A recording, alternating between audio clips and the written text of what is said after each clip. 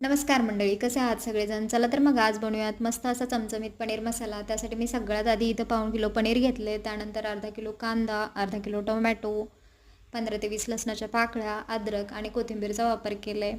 तुम्ही इथं बघू शकता, हे तुम्हाला दिसत आहेत गावरान तीळ. गावरान तीळ हे आपण मस्त भाजून घ्यायचे कढईमध्ये आणि आपण शेंगदाण्याचं कूट जसं बनवतो तसं ह्याचं कूट तयार करायचं आणि भाजीमध्ये टाकायचं. भाजी एकदम मस्त लागते. एकदा नक्की ट्राय करून बघा. त्यानंतर कांदा बारीक कट करून घेतलेला आहेत. कांद्याचे उभे काप केलेले आहेत. तो कांदा कढईमध्ये तेल गरम करायचं आणि कांदा परतायला टाकायचं. चांगला लालसर होईपर्यंत कांदा परतून घ्यायचा.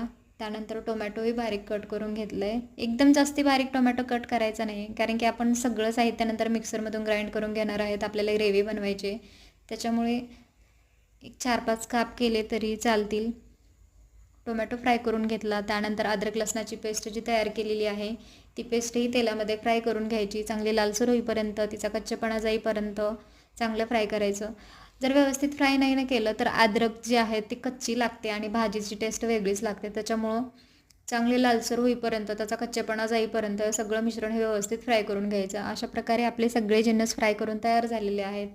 त्यांना थंड करायला ठेवायचं आणि नंतर थंड झाले की हे सगळं जे मिश्रण आहे ते एकत्रित करून मिक्सरमधून वाटून घ्यायचं. चांगली बारीक पेस्ट तयार करून घ्यायची या मिश्रणाची.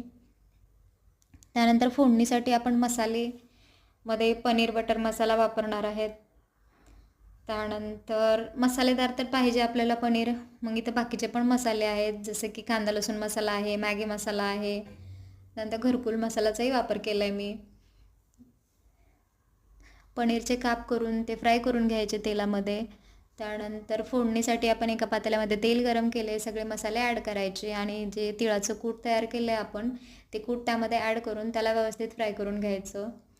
आधी तेलामध्ये डायरेक्ट बेसन पीठ टाकायचं होतं मला, पण ते विसरलं. त्याच्यामुळं मग मी परत ते आधीचं मिश्रण, मसाल्याचं मिश्रण काढून घेतलं आणि नंतर त्यामध्ये थोडंसं तेल टाकून बेसन पीठ फ्राय करून घेतलं.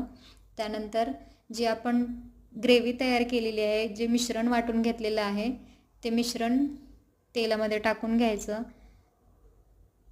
त्यानंतर पनीर मसाला वगैरे टाकून घ्यायचा आणि हे सगळं मिश्रण व्यवस्थित फ्राय करून घ्यायचं. तोपर्यंत एका बाजूला जे आपण पाणी गरम करत ठेवलेलं आहे ते पाणी, आपल्याला जशी कन्सिस्टन्सी हवी आहे तसं पाणी त्यामध्ये ॲड करायचं.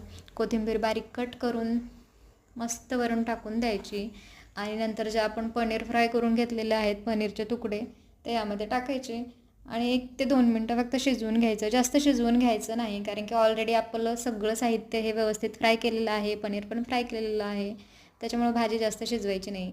अशा प्रकारे आपलं पनीर